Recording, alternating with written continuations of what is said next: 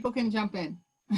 People can jump in. Yeah, they can jump in. Well, thank you. Yeah, Di's like, let's do it. So thank you everyone for coming today. The topic, if you did not know, is burnout. Are you burnt out from the events that have happened? And so instead of doing a Q&A or interview style, we decided we would do a conversation. So Adrian and I are just going to kind of talk about our experiences with burnout and what's been happening to us. And then this is a conversation. So we're hoping that all of you will join in either by unmuting yourself or in the chat. We have Diane in the chat who will be monitoring the chat for us. So if you are in a position where you can't get off mute, go ahead and type into the chat and she will make sure to chime in for part of the conversation.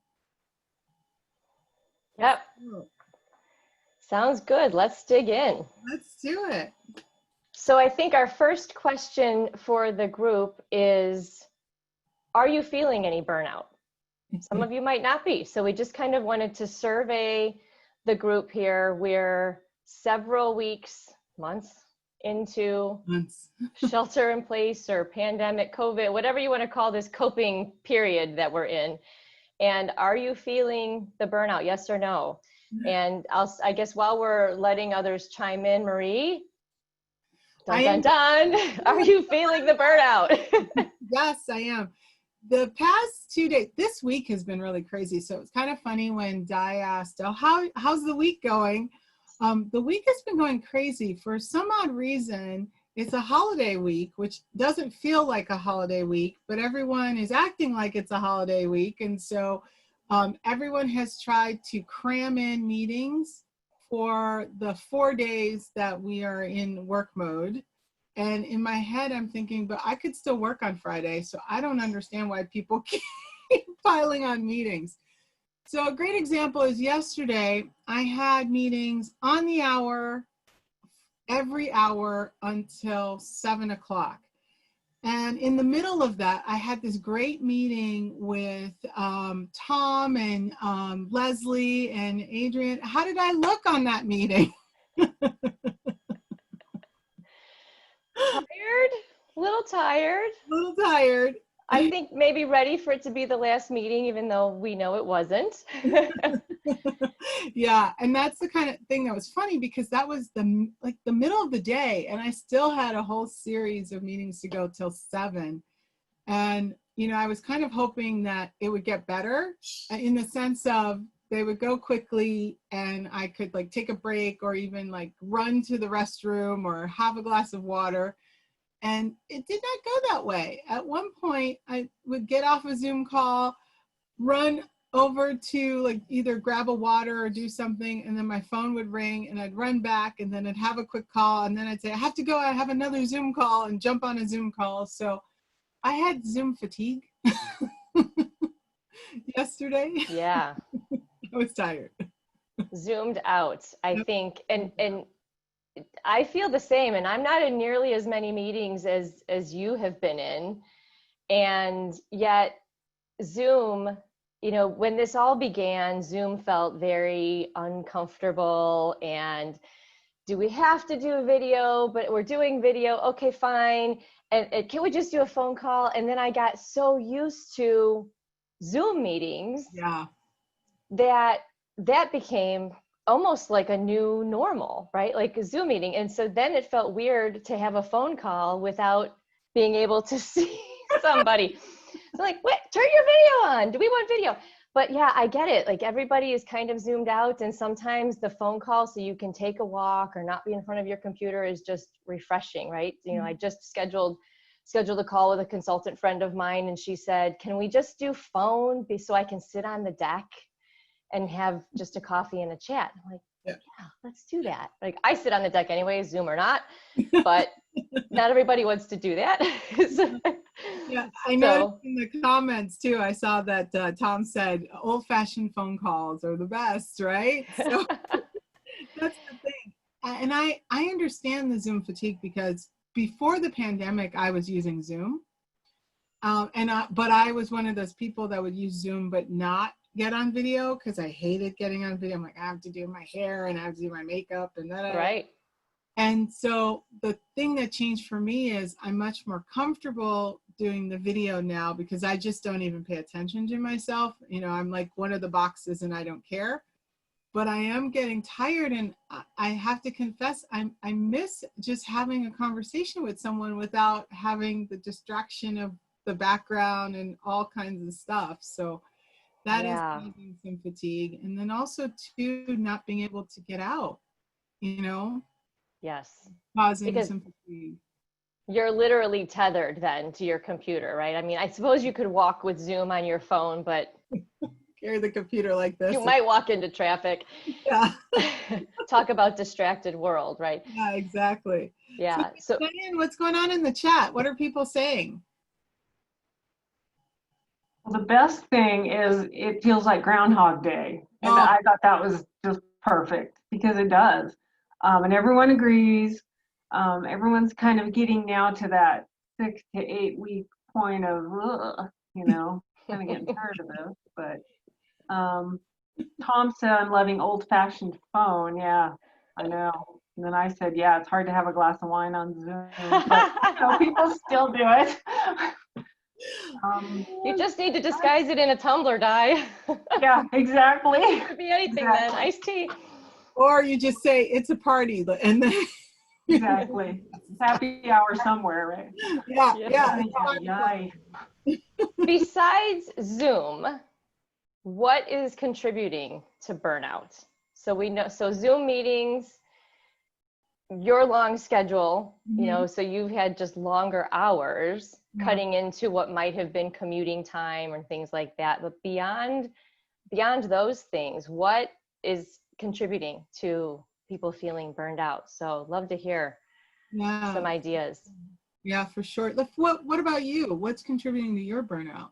Yeah, for me, I think it's the biggest thing is just scattered days, right? Like I have a routine, but it's not really a routine. I've got a couple of things that I always get up and work out in the morning first thing. And even when I've got young daughters, 5 and 8, and so when we had homeschooling, there at least was school.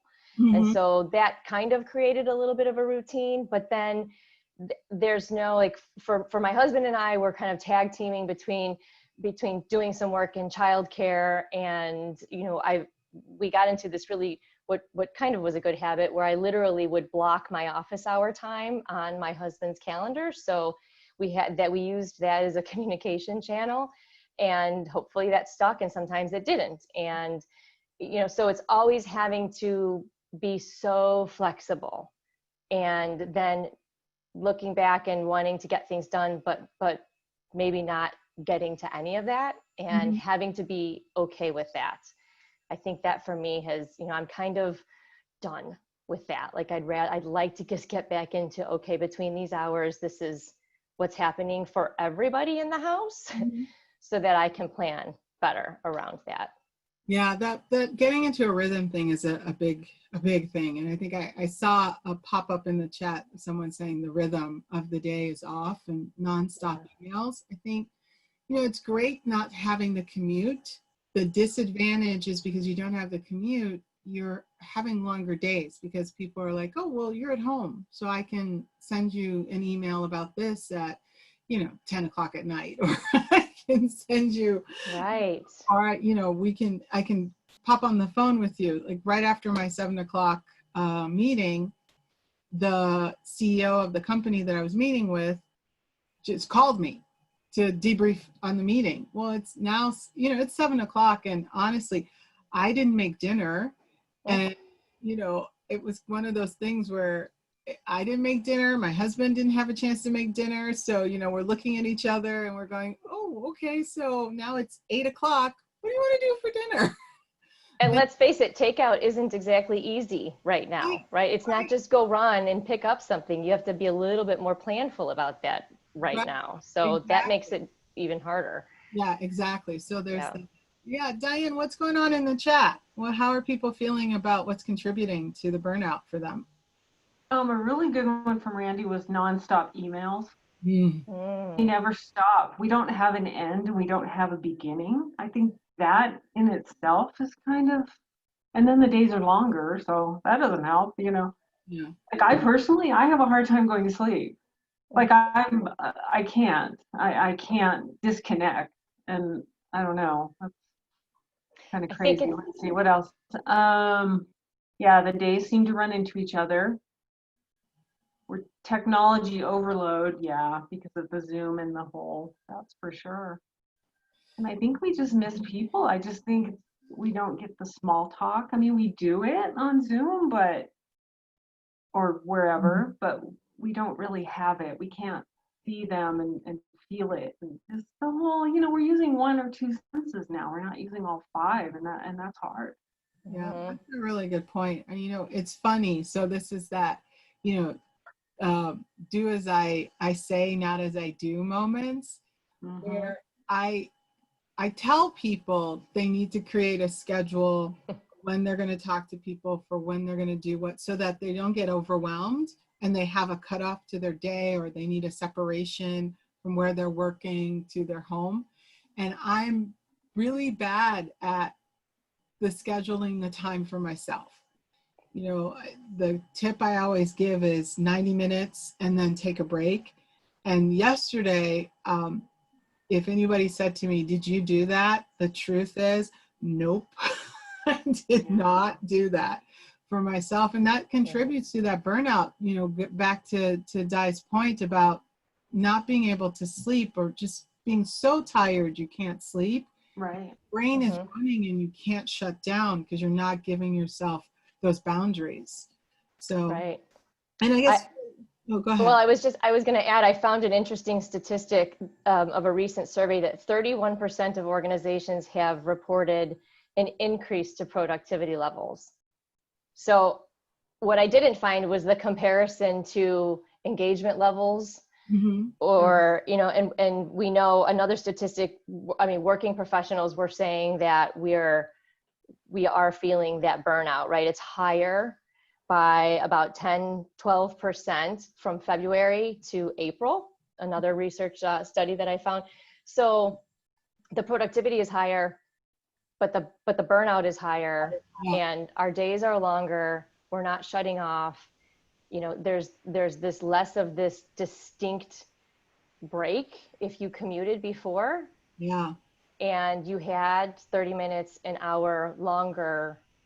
I think that was almost a built-in decompression time. Even if you worked, Hmm. like when I went downtown, I often worked. I had an hour-long train ride, and I often worked on that ride. But it felt different because it was still disconnected, right? Yeah. Yeah. I agree with So, you on that. and hopefully the better practice would be don't work during your commute, right? Because once you get home, you're back at it. So, yeah. Yeah, I But think, it's interesting that productivity levels are high, but yet we're feeling it. So that self-care is very important. yeah, and that productivity, it's funny because statistically they say people that work remotely are much more productive than people that are in the office because you have fewer distractions, right? Hmm. But the disadvantage of those distractions is your brain needs those distractions. Right. It needs, I agree. you need that moment where you're sort of out of what you're doing for a minute, and you don't get that. And the other thing is, going back to the boundaries issue, if you think about it, there's a collective thing that happens around the 4 or 5 o'clock hour if you work that schedule, where you're in your office and then you see someone getting up and getting ready to leave. That sort of mentally prompts you to go, oh, I need to finish up my day because people are leaving. Well, you don't have that when you're at home because there's nobody leaving. so you Good kind of point. you kind of forget what time. I mean, this happens to me. I'll own this one. I forget what time it is. And so, sometimes my husband will come and into my office and say, "Do you know what time it is?" And then he'll say, "Don't look at the computer." Like, don't cheat and look at the bottom of the computer, because I'm on the computer, but I'm not even paying attention to what the time is on the computer. And so now I'm like, it's apparently late because you're looking at me with that stern look that I'm not coming out and socializing with everyone. So I think that's kind of a thing that's happening, is that we don't have boundaries. We don't have those moments where we take a break. And didn't you tell me that people are not taking vacations? Remember we kind of did that. Yes, I was just reading an article in HBR that that leaders need to encourage their colleagues to take their vacations. So people might be inclined to, we're canceling, if we had a planned vacation, if we had a spring break planned, well, and that there was travel involved, you had to cancel that, right? If there was a summer vacation where there's travel involved, likely you're canceling it. And people are also because of that, just canceling their days off and working.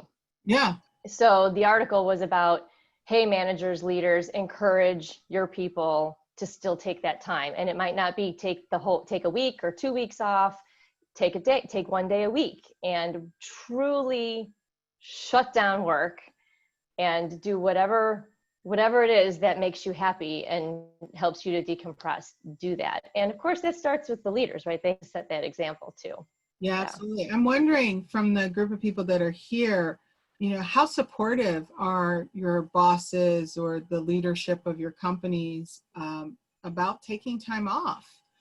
I'm curious to hear if that's something that's encouraged. I see someone said very supportive. Good.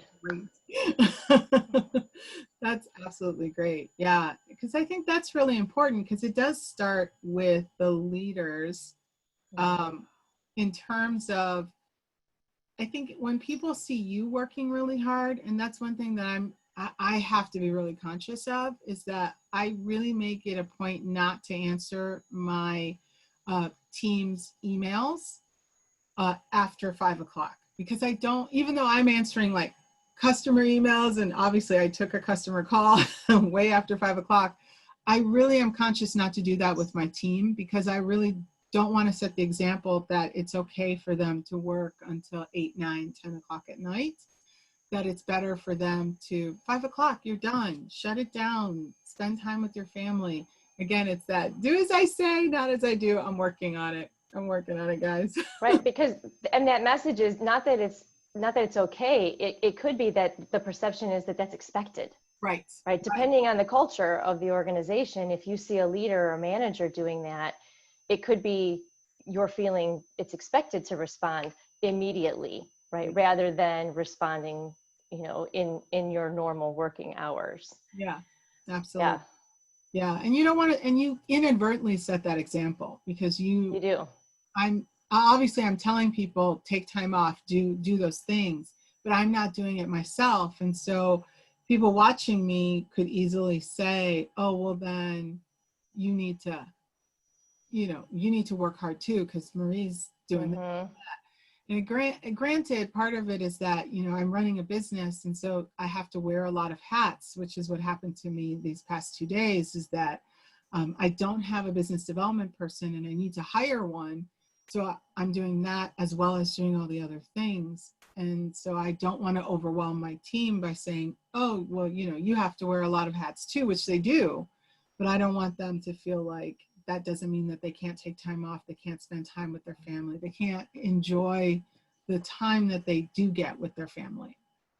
And that's a really great point, that small businesses and entrepreneurs could be feeling even more burnout than those who are working more corporate, where there's larger teams, larger networks to help offset, some of that work. Like you said, we wear lots of different hats. We're the marketer, we're the finance person, we're the business development person, and we're the consultant. And so those all have to happen simultaneously, or like in my case with two daughters, young daughters, business kind of took a back seat for right now, and wasn't what I planned to do for 2020, but it's what's happening. And so again, kind of accept it, do what you can, try to pivot, but also be reasonable and realistic, right? My friend Tom would always encourage that. That balance. Like, have to have the balance, right? And don't beat yourself up about it if the goals that you had in January are not the goals that you're achieving. It's time to,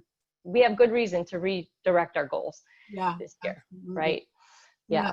So in the 10 minutes that we have left, what are some things that we could do to be able to combat this feeling of burnout? Because we all have it to some varying degrees. As Tom would say, we have different degrees of stressors. So what are some of the things that we can do? We'd love to hear from people in the chat or getting off mute too of some techniques that you're using. I saw someone's going on a girls trip. Di, what's that about? Yeah, Denise is going to Florida. Girlfriend trip. Yeah. Oh, nice. Private beach. Private beach. Oh, how nice is that? Can we all go? yeah, seriously. We need some more girlfriends. Yeah. We will That's physically awesome. distance, I promise. Yeah. Let's see. Adelina talked about mental health. Taking a mental health break is very important. Do that tomorrow and Monday, or maybe she's doing that. Yeah, I know a lot of people that have 4-day weekends, but like you said, they're kind of going, wait, what? Look, I've been off. You know what I mean? Like they don't know what to do with it. Right. I pick the beach. I think that's great. But I don't live by a beach. I live in the desert. So Maybe a nice hike through the desert. yeah, there you go. Well, it's crazy here in New Mexico. If you go anywhere out of state, and I'm sure this is all over, but or anywhere where the virus is rampant, you have to do a 14-day quarantine. And so if you have a doctor appointment or a dentist appointment or an eye appointment, whatever, they will not see you for 14 days. So it's a juggling act, also to get those kind of things done. So I don't know. Yeah. It's hard to go on vacation, but yeah, for sure. I saw that Leslie said, setting those boundaries so that you can set an example. Advice I need to take. That one is totally for me. I'll be brave and come off mute for that one. I do feel like when, even though I'm trying to catch up after a busy day and send off a bunch of emails in the evening, I find that my colleagues are responding to me, which is very nice, and I appreciate their quick response. But I probably could help the situation by not sending those emails off in the evening and waiting until the next day, and just trying harder over the weekend to do less work that involves communicating with others. I can do my own work, but I don't have to put questions out where it might seem like the expectation is to answer. No, that's fair. And I think a lot of us do that because it's easier to do those emails and send out those questions with the thought, oh, they'll answer me in the morning. And then all of a sudden you get an answer. Because that happened to me. I will own the fact that I sent Leslie an email at like 10 or 11 o'clock at night, but she answered. So like, oh my gosh. So I felt some guilt there. See, that's in action example. Yeah. Yeah. Well, and I pulled up a slide that we prepared. So Marie and I kind of put our heads together to think through what sorts of things would we suggest implementing to fight burnout. And I think, we've talked about a lot of these, the breaks, we've all mentioned that taking breaks. Marie, you said every 90 minutes was your recommendation, right? And just to schedule that. Yeah. And, right. And to like actually, and not just put it in your calendar where you can dismiss it. No. Right. Set a kitchen timer, something that you need to go walk to turn it off. Right. Yeah, you gave this suggestion when we talked about it. I love that you said this about setting the microwave. The microwave. I hadn't thought about that. I thought about the timer on the phone or like a kitchen timer, but the microwave was a great one, setting the microwave, because it will not stop. You have to physically turn it off. So that kind of forces you into physically getting up, getting a glass of water, or even putting the timer by the water so that when you have to go turn off the timer, you can also get the water. Right. Because staying hydrated is another tip, right? To stay hydrated. Yeah. What else? Schedule your workouts, get up and go for a walk. Or if you're one who works out regularly, make sure that you stick to that. Make that part of your day. If you can, maybe make it midday if that works for you, or right at the end of your day. That's a good way to close out your workday and to create some of that separation between business and home life, to put that workout in between. Yeah, and then you don't have to worry about being sweaty because you're on a Zoom call, so it's kind of a There you go. Don't schedule Zoom calls after your workout, ideally. Yeah, ideally. And if you have to, just don't get on video. Plus, no one will smell you because there's no smell-o-vision yet. So like, that's just my theory. Yep. As much as you can get into nature, nature sounds, they do a mind and body good, right? Like, I think I have not yet found one person, other than people who really don't like bugs. If you're in a buggy area, maybe this would be great anxiety for you. Yeah. But the sounds of nature are very just soothing and centering. And, so as much as you can find that, I think that's very helpful. And if not, meditation, focused breathing. Meditation might not be for everyone, but even just sitting still and focusing on your breath, a handful of breaths. And I know Tom will criticize me because he and I have done some work, and he says he knows how important meditation is to me, and he knows how little I actually do it. So again, do as I say, not as I do. Right, exactly. And talking about that meditation, I know a lot of people are kind of like, oh, meditation. But the truth is, your brain needs the reset. Neuroscience tells us that our brains need those moments. Meditation is so healthy for us. So it's a workout for your brain. It really is. And Tom said he'd never criticize you, but gently, ever so gently. Yeah, but just 5 minutes, even if it's just closing your eyes for 5 minutes, walking out of the space that you're in, and maybe even going outside. Just to, like, breathe. It resets your brain, and when you're stuck on a project, that's the best thing. Yeah, it really does. Well, anything else through chat that has come up? What are you doing? Or anyone on the sunshine? Emily is solar powered. She needs sunshine every day. I love that. That's awesome. Me too. That's cool. Emily, I wonder where she lives. We're getting some feedback, so if you're not on mute, if you could mute yourself, that'd be great. She's in Texas. She's in Texas. Okay, yeah. So here in New Mexico, we have like 350 days a year of sunshine. Yeah, and I think that the last two about laughing, laughter is so healthy. I was dating myself when we were talking about this, and I said, remember the Reader's Digest, laughter is the best medicine. Adrienne doesn't remember that. She's not old. But for those of us who are old enough to remember that, it really is the best medicine. I mean, it clears you. It releases the right hormones in your body. I would give you the hormone, but my brain is fried. But it does increase. Endorphins? That's the word. Yesterday, I was like, what's my name? Yeah, it's a thing going on right now. But anyway, so it's one of those things. It does really help. It resets your body. It just makes you happy to be able to laugh. So a good laugh is important. And really communicating those boundaries, being honest with people and telling people, no, I can't do this right now. That self-care that you talked about, Adrienne. Yeah, the self-care is so important. And the communication is so important. I think for me and my experience early when we started sheltering in place, I was much better at communicating, I need this, I need this space, or I need this time. And I think as we fall into, it's almost the habit of living pandemic, right? Where we become complacent and we start assuming that others know now we need and when we need it. And that's the furthest thing from the truth, right?